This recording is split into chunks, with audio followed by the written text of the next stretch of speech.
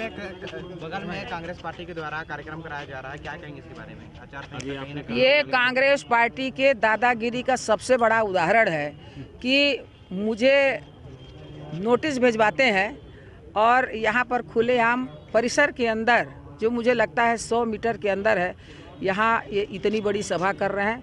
सभा छोटे मोटे कार्यकर्ता नहीं बल्कि प्रदेश स्तर के इनके नेता, विधानसभा के स्पीकर यहाँ पर सभा ले रहे हैं। ये कितने दुख की बात है। मैं तो आपके चैनल के माध्यम से आप इस बात को प्रदेश की जनता को बताइए कि ये कितना ये गुंडागर्दी है, तानाशाही है कि मुझे नोटिस दिया जाता है और ये प्रशासन के चेतावनी के बावजूद भी ये सभा कर रहे हैं। आपका बयान था कि मेरे कार्यकर्ता का कोई उंगली दिखाएगा तो उसका हाथ तोड़ के हाथ में दे दूंगी। आज भी कहती हूँ, उंगली मोड़ोगे हाथ मरोड़ दूंगी, उंगली काटोगे उस हाथ को काट के दूसरे हाथ में रख दूंगी।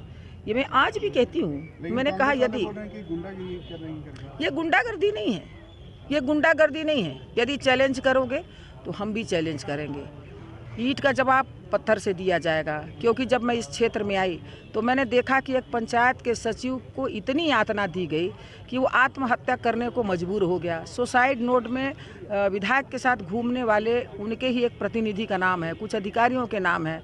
वो जेल के अंदर नहीं है, जेल के बाहर है। उनके साथ गाड़ी में घूम रहे हैं, उनका प्रचार प्रसार कर रहे हैं। और यहाँ गरीबों के लिए जो मुख्यमंत्री सुरक्षा अनुदान राशि, विधायक जनसंपर्क की राशि होती है, वो गरीब लोगों को नहीं, ज़रूरतमंदों को नहीं, बल्कि बड़े बड़े लोगों को जो पैसे वाले हैं उनको 25,000, 50,000, 1 लाख, 1.5 लाख दिया जा रहा है। मैं भी 23 साल से राजनीति में हूँ। मैं तो 2 बार विधायक, सांसद बनी, प्रदेश में मंत्री बनी, आज भारत सरकार में मंत्री हूँ।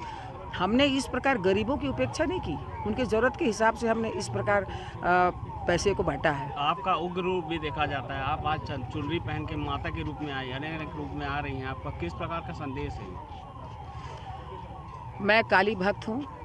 मेरी माँ का 1 वर्ष पहले निधन हो गया। मेरे पिताजी ने अपनी कुल देवी की पूजा की और उन्होंने चुनरी मुझे भेजा कि इस चुनरी को पहनकर आप नामांकन करना। ये मेरा प्यार है, मेरा आशीर्वाद है। मैं बुजुर्ग हो गया हूँ, मैं अभी नहीं आ पा रहा हूँ, लेकिन ये आशीर्वाद के रूप में उन्होंने अपनी कुल देवी में पूजा की हुई चुनरी भेजा, उसे मैं पहनकर आज नामांकन किया और ये मेरे लिए शुभ है। मैंने तो पगड़ी बांधा है, मैं तो कमर कसकर आई हूँ, कमर कसकर आई हूँ। आपके क्षेत्र में ऐसा अफवाह फैलाई जा रही है कि आप बाहरी प्रत्याशी हैं, चुनाव जीतने के बाद आप बाहर से कैसे विकास करेंगे?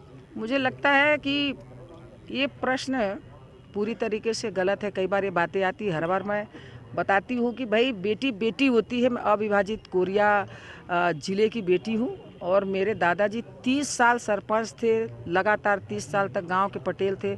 मेरे फूफा ससुर दिया छाप जनसंघ के समय 2 बार विधायक थे। मैंने अपने परिवार की उस विरासत को बढ़ाया और मेरे अंदर खुद समाज सेवा की भावना बचपन से कूट कूट कर भरी हुई है।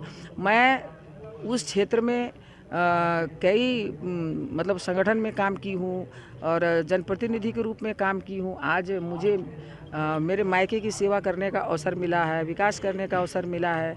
मेरे बड़े भाई सम्मानीय भैया लाल राजवाड़े जी, उनके मार्गदर्शन में काम करूँगी। मेरा छोटा भाई श्याम बिहारी जायसवाल जो युवा है, इस क्षेत्र का अच्छा अनुभव, हम तीनों मिलजुल कर हम अपने अविभाजित कोरिया को प्रदेश का सबसे डेवलप हम क्षेत्र बनाएंगे और यहाँ की जनता जिन विकास कार्यों के लिए आज तक अछूती रही है, उम्मीद करती रही है, ऐसे सभी काम को करेंगे। और आप देखिएगा, डबल इंजन की सरकार बनेगी। ऊपर हमारी सरकार है, छत्तीसगढ़ में सरकार बनेगी।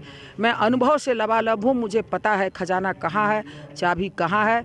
पैसे की कोई कमी नहीं रहेगी। ढेर सारे बजट आएंगे और उस बजट का सदुपयोग होगा। वो ढकारा नहीं जाएगा, उस पर भ्रष्टाचार नहीं होगा, वो हमारी जेब पर नहीं होगा, हमारे कार्यकर्ताओं की जेब पर नहीं होगा, वो जनता के काम आएगा। रेत का विरोध होता है, रेत उत्खनन का विरोध होता है। चुनाव जीतने के बाद हर विधायक प्रत्याशी उसमें संलिप्त हो जाता है। कोई संलिप्त नहीं होता। 15 साल तक हमारी सरकार थी, डॉक्टर रमन सिंह जी ने कभी रेत का टेंडर नहीं किया। जितने सरकारी चाहे पुल पुलिया हो, मकान हो, उनको बनाने के लिए छूट थी और इनकी सरकार आने के बाद इन लोगों ने बालू का टेंडर किया। हमारी सरकार आएगी, बालू का सारे टेंडर रद्द कर दिए जाएंगे। कहीं न बालू का टेंडर होगा और न इस प्रकार का कोई माफिया राज चलेगा। और जिन लोगों ने गलत तरीके से टेंडर लिया, कम एकड़ कम क्षेत्रफल का टेंडर हुआ है और पूरी नदियों से बालू का खनन होकर दूसरे प्रदेशों को जा रहा है। इसमें क्षेत्र के विधायक संलिप्त हैं। इन पर भविष्य में कड़ी कार्रवाई होगी, इन पर जांच होगी। ये जो टेंडर करने वाले हैं और जिन नदियों का टेंडर हुआ है, जिन क्षेत्रों में उल्लंघन हुआ है नियमों का, इस पर जांच भी होगी, कार्रवाई भी होगी।